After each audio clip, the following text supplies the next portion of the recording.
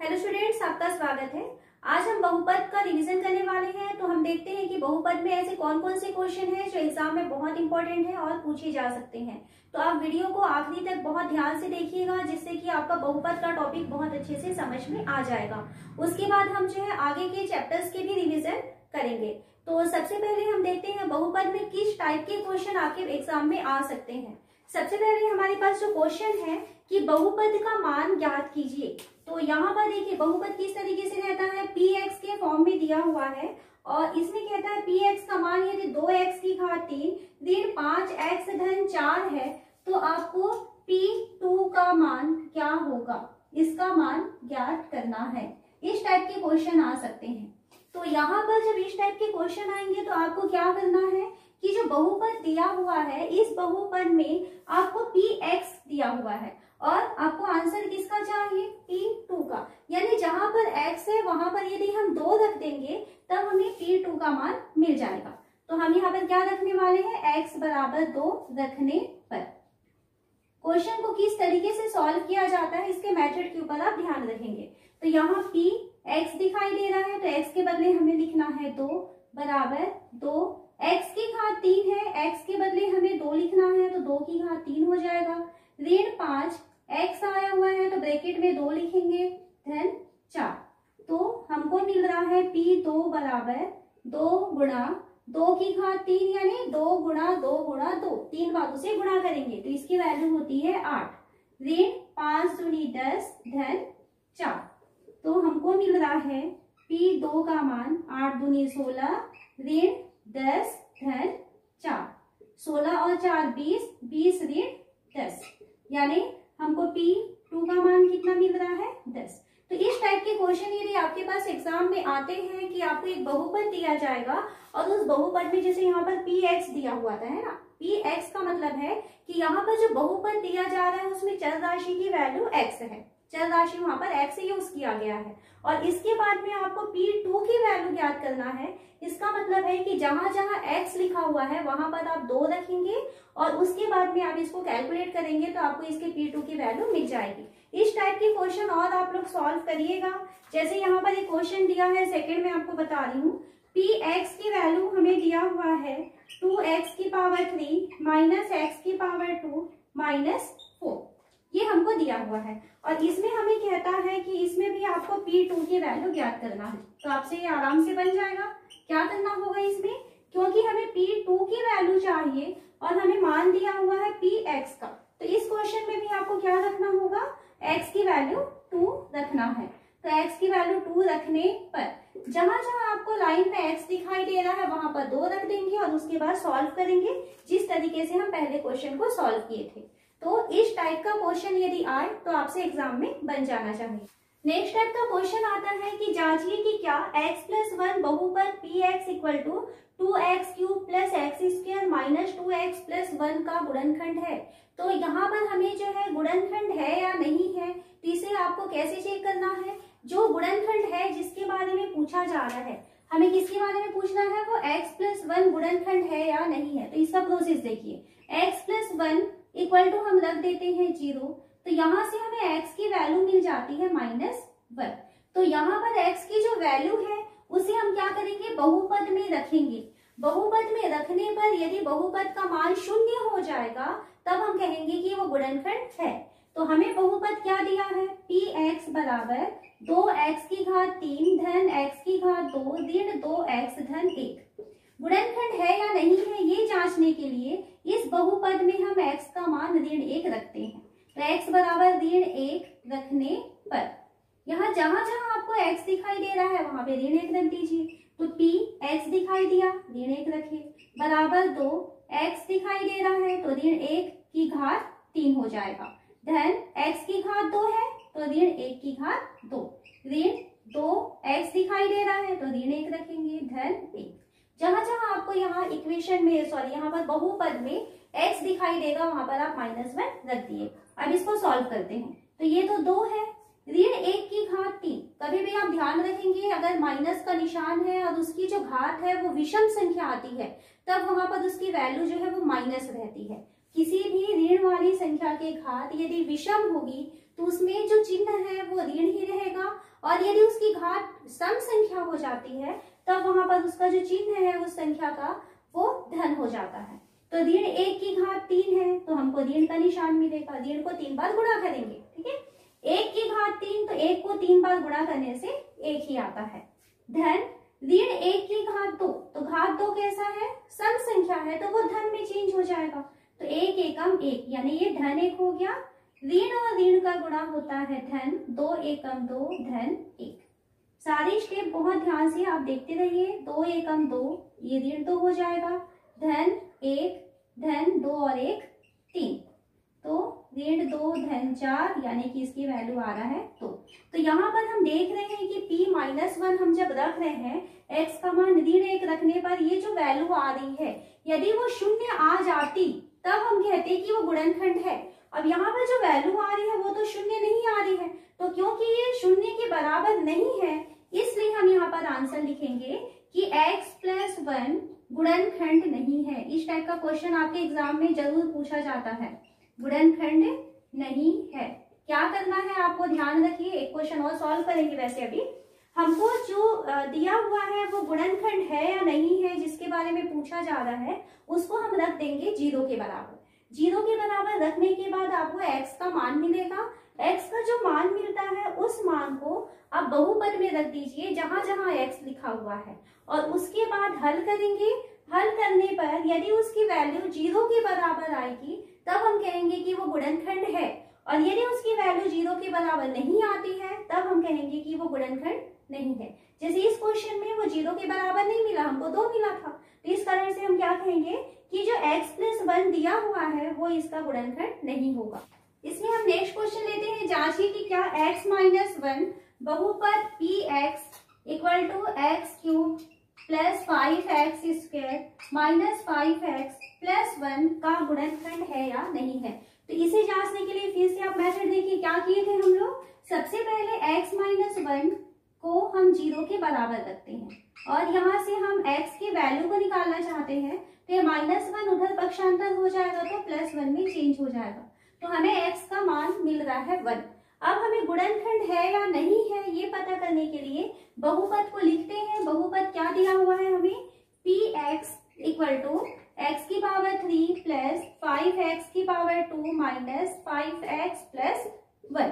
अब इसमें हमको रख देना है x का जो मान अभी हम निकाले हैं 1 रखने पर p x दिखाई दे रहा है 1 रखेंगे इक्वल टू 1³ प्लस 5 x के बदले लिखेंगे 1² माइनस 5x है तो 1 रखेंगे प्लस 1। जहां जहां x था वहां पर हम 1 रख दिए। 1³ यानी 1 प्लस 5 इंटू 1² यानी 1 माइनस 5+1।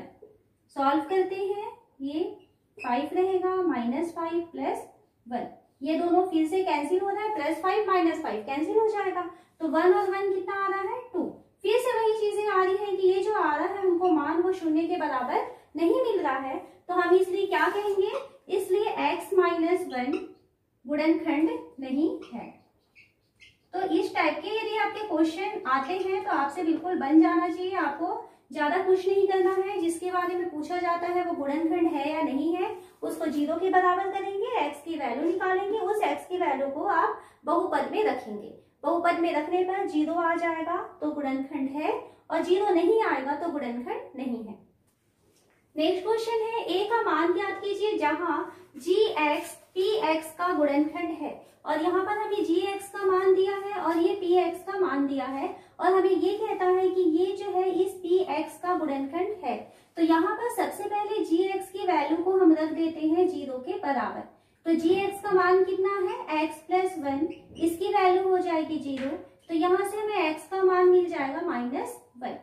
अगर ये गुणनखंड होगा तो उस कंडीशन में px में x का मान यदि हम -1 रखेंगे तो उसकी वैल्यू 0 हो जानी चाहिए। तो हम यहाँ पर लिखेंगे क्योंकि gx px का गुणनखंड है, ये हमको दिया हुआ है सवाल में, गुणनखंड है, इसलिए px के बदले यदि हम -1 रखेंगे तो इसकी वैल्यू हमें मिलनी चाहिए 0 के बराबर। यहाँ पर p-1 दिया है, px की वैल्यू में जहां जहां x लिखा है वहां वहां हम हम रखेंगे -1। तो यहाँ से हमें मिलेगा x की पावर 2 था तो -1 की पावर 2 हो जाएगा, प्लस ax, तो a x की जगह -1 प्लस 2 है तो 2 लिखेंगे, इसकी वैल्यू हो जाएगी 0 के बराबर। देन -1 की पावर 2 यानी माइनस और माइनस प्लस हो जाएगा, +1 हो गया, प्लस और माइनस का मल्टीप्लाई माइनस होता है, a और 1 का a हो जाएगा, +2 इक्वल टू 0। 1 और 2 को जोड़ेंगे कितना होगा, 3 - a इक्वल टू 0। तो यहाँ से हम पक्षांतर करते हैं, -a इक्वल टू ये 3 पक्षांतर होगा, -3 बन के जाएगा, दोनों तरफ से माइनस कैंसिल हो जाएगा, तो a का मान हमको मिल रहा है 3 के बराबर। हमें क्वेश्चन में पूछा था a का मान ऐसा क्या होना चाहिए कि gx जो है वो px का गुणनखंड हो जाए, तो हमें यहाँ पर a की वैल्यू मिल रहा है 3 के बराबर, यानी a का मान 3 होने पर वो जो gx है वो px का गुणनखंड बन जाए। नेक्स्ट आता है शेषफल प्रमेय। तो शेषफल प्रमेय के क्वेश्चन क्या होते हैं पहले ये देखते हैं। हम क्वेश्चन के साथ साथ शेषफल प्रमेय क्या होता है उसके बारे में भी समझ जाएंगे। यहाँ पर हमें दिया हुआ है यदि भाज्य का मान px equal to 2x² - 3x + 6 दिया है, और इसमें कहता है कि अगर भाजक जो है वो x - 2 है तो शेषफल प्रमेय की सहायता से हमें ये ज्ञात करना है कि शेषफल का मान क्या होगा। ये हमारा क्वेश्चन है, ठीक है, शॉर्टकट में लिखा हुआ है। तो यहाँ पर ये कहा जा रहा है भाज्य यानी जो भाग होता है और भाजक यानी जो भाग देता है। तो यदि 2x की घात 2 ऋण 3x धन 6 को x ऋण 2 से भाग दिया जाए तो शेषफल क्या मिलना चाहिए। तो यहाँ पर देखिए 2 तरीका होता है भाग देने का। एक तो लॉन्ग कट मेथड कि आप इस तरीके से लिखिए 2x की घात 2 ऋण 3x धन 6 और इसको आप x ऋण 2 से भाग दे करके आप जो है उसका प्रोसेस करेंगे। और यहाँ पर हमको जो है शेषफल ही ज्ञात करने कहा जा रहा है, तो हम क्या करेंगे, शेषफल प्रमेय का यूज करेंगे। शेषफल प्रमेय क्या होता है, जो भाजक है उसको आप बना दीजिए 0 के बराबर, तो यहाँ से आपको x का मान मिल जाएगा। x का मान हमको मिल रहा है 2 के बराबर। इस x के मान को यदि हम भाज्य में रख देंगे तो जो वैल्यू आएगी वो शेषफल के बराबर होगी। तो हम यहाँ पे क्या लिखेंगे, शेषफल क्या होगा, तो शेषफल का मान होगा p, x के बदले हमें लिखना होगा 2, यानी जो भाजक होता है उस भाजक से हमें जो x की वैल्यू मिलती है उस वैल्यू को अगर हम भाज्य के पास रखेंगे तो जो मान प्राप्त होगा वही मान जो है वो शेषफल होगा। तो यहाँ पर हमें शेषफल ज्ञात करना है, तो हम क्या करेंगे, भाज्य में x के बदले में हम लिख देंगे 2। तो p 2 लिखना है, तो जहां जहां आपको इस लाइन में x दिखाई दे रहा है वहां पर आप 2 रख दीजिए। 2 x की घात 2 है यानी इसके बदले 2 की घात 2 हो जाएगा। 3 x दिख रहा है यहाँ पर 2 रखेंगे, धन 6, तो यहाँ से 2 दूनी 4 दूनी 8 ऋण 3 दूनी 6 धन 6, ये दोनों कैंसिल हो जाएगा। तो हमको क्या मिल रहा है, शेषफल का मान हमको मिल गया 8। तो यहाँ पर बिना भाग के प्रोसेस के आप डायरेक्ट जो है शेषफल निकाल सकते हैं। इसमें आपको ये ध्यान रखना है कि जो भाजक होता है उसमें x की घात 1 होनी चाहिए, ऐसे ही हम जो भाजक होते हैं वहीं से हम शेषफल की वैल्यू को निकाल पाएंगे। इसमें और एक बात क्वेश्चन लेते हैं, जैसे हमें क्वेश्चन दिया हुआ है px बराबर 3x की घात 4 ऋण x की घात 3 धन 30x ऋण 1 ये दिया है, और इसको जो है इसको x धन 1 से भाग दिया जाए तो शेषफल क्या होगा ये ज्ञात करना है। तो शेषफल प्रमेय समझ में आ गया आपको क्या करना है, जिससे भाग दिया जाना है उसको 0 के बराबर कर देते हैं। तो x + 1 की वैल्यू हम कर देंगे 0, तो यहाँ से हमें मिल जाएगा x की वैल्यू -1। क्या निकालना है आपको, शेषफल। तो शेषफल बराबर आप लिखेंगे, शेषफल बराबर p, जहां x लिख रहा है वहां पे आप लिखेंगे -1 ये वाली वैल्यू इक्वल टू, इसमें लाइन से आप इसकी वैल्यू रखते जाएंगे। ये 30x है, सॉरी ये 30x, तो यहाँ पर 3x के बदले हम लिखेंगे -1 की पावर 4 -x की पावर 3 यानी -1 की पावर 3 प्लस 30x यानी -1 ऋण की घात सम संख्या होने से वो धन बन जाएगा, इसका चिन्ह धन हो जाएगा, और 1 की घात 4 यानी 1 गुणा 1 गुणा 1 गुणा 1 4 बार गुणा करेंगे तो इसकी वैल्यू 1 के ही बराबर होगा, यानी ये बन गया है धन 1। इस 1 का गुणा 3 से करेंगे तो 3 एकम 3। ऋण 1 की घात 3 है, यानी ऋण रहेगा, विषम संख्या है घात, तो ये ऋण 1 आया, वो ऋण इस ऋण के साथ गुणा होगा तो धन बना देगा धन 1। 30 और 1 का गुणा 30 और धन और ऋण का गुणा ऋण, और ये हो गया ऋण 1। ये +1 -1 कैंसिल हो गया, 3 ऋण 30 यानी कि ये आ जाएगा ऋण 27। तो शेषफल प्रमेय बहुत आसान है, जो हमने अभी गुणनखंड प्रमेय पढ़े थे बिल्कुल सेम वही काम करना है कि आपको शेषफल प्रमेय में जिस संख्या से भाग देना है, यानी जो भाजक है, सबसे पहले तो आप देख लेंगे भाजक में जो x की घात होती है वो 1 होनी चाहिए, उसको आप 0 के बराबर करेंगे, x की वैल्यू निकालेंगे और शेषफल के लिए आप क्या करेंगे, जो भाज्य है उस भाज्य में जहां जहां x लिखा हुआ है उसके बदले आप x की वैल्यू को रखेंगे, तो लास्ट में जो आंसर मिलेगा वो उसका शेषफल होगा। और इसी में यदि शेषफल की वैल्यू 0 आ जाती है तब हम क्या कहेंगे कि यहाँ पर जो x+1 है या जिस संख्या से हमने उसे भाग दिया हुआ है वो उसका गुणनखंड भी होगा। तो शेषफल जो है वो डिसाइड करता है कि ये जो भाजक हमने लिया हुआ है वो गुणनखंड है या नहीं है। बहुपद के टॉपिक में नेक्स्ट क्वेश्चन आता है शून्यकों का योगफल और गुणनफल। तो नेक्स्ट जो है शून्यकों का योग तथा गुणन, यहाँ से आपके पास एक क्वेश्चन आ सकता है। तो शून्यकों का योग और गुणन क्या होता है ये देखते हैं। यदि आपके पास एक बहुपद दिया है, अब यहाँ पर शून्यकों का योग और गुणन में आपको जो बहुपद दिया जाएगा ये ध्यान रखेंगे कि वो द्विघात बहुपद होगा, यानी द्विघात वर्ग समीकरण होना चाहिए, तब हम वहां पे शून्य के योग और गुणन के लिए फॉर्मूला डिसाइड करते हैं। तो यदि मान लीजिए आपका बहुपद जो px है ये ax की घात 2 धन bx धन c इस रूप में यदि रहता है, यानी कैसा है, ये द्विघात बहुपद है, यानी x की जो घात है वो अधिकतम घात कितनी है, 2 है। तो इस टाइप का यदि आपको बहुपद दिया हुआ है तो इसके जो शून्यक होंगे, शून्यक का मतलब होता है कि यहाँ पर x की ऐसी कौन सी वैल्यू है जो इस बहुपद को शून्य के बराबर करता है, तो x की ऐसी वैल्यू को कहा जाता है शून्यक। यहाँ पर x की घात 2 है, इसका मतलब है कि यहाँ पर आपको x के 2 मान मिलेंगे जो इसको शून्य बना सकता है पूरे बहुपद को, अधिकतम 2 मान मिलेंगे, हो सकता है कि वो दोनों मान बराबर मिल जाए, ठीक है। तो यहाँ पर हमें 2 शून्यक मिलने वाले हैं। मान लेते हैं कि पहला शून्यक अल्फा है और दूसरा शून्यक बीटा है। इसके बारे में और डिटेल से हम जो है आगे द्विघात समीकरण का टॉपिक है, तीसरा टॉपिक आपका, उसमें पढ़ने वाले हैं, ठीक है। तो यहाँ पर भी आप इसको समझ के रखिए और जब वर्ग समीकरण वाला टॉपिक पढ़ेंगे उसमें एक बार और अच्छे से आपका रिवाइज हो जाएगा। तो यहाँ पर हम शून्यक लेते हैं, तो मान लेते हैं कि जो इसके शून्यक हैं वो, क्योंकि 2 शून्यक मिलने वाले हैं तो एक को अल्फा लेते हैं और एक को लेते हैं बीटा। हमारे पास जो बहुपद दिया जाएगा वो बहुपद कैसा होना चाहिए, द्विघात बहुपद होना चाहिए, यानी इस फॉर्म में रहना चाहिए, ये ध्यान रखेंगे आप। यहाँ पर हमें शून्यकों का योग कहता है, तो शून्यकों का योग यानी हमें पूछेगा अल्फा प्लस बीटा की वैल्यू क्या है, यानी x के ऐसे 2 मान जो इस बहुपद को शून्य के बराबर करते हैं, ऐसे 2 मानों का योग क्या है।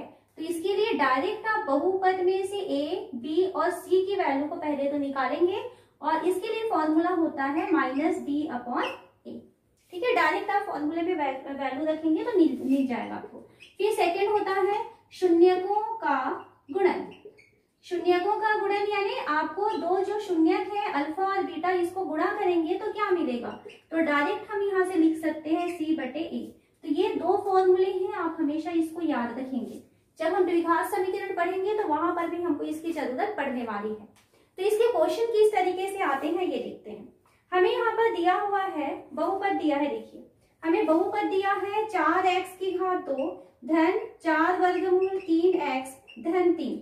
इसके शून्यक ज्ञात करना है, सॉरी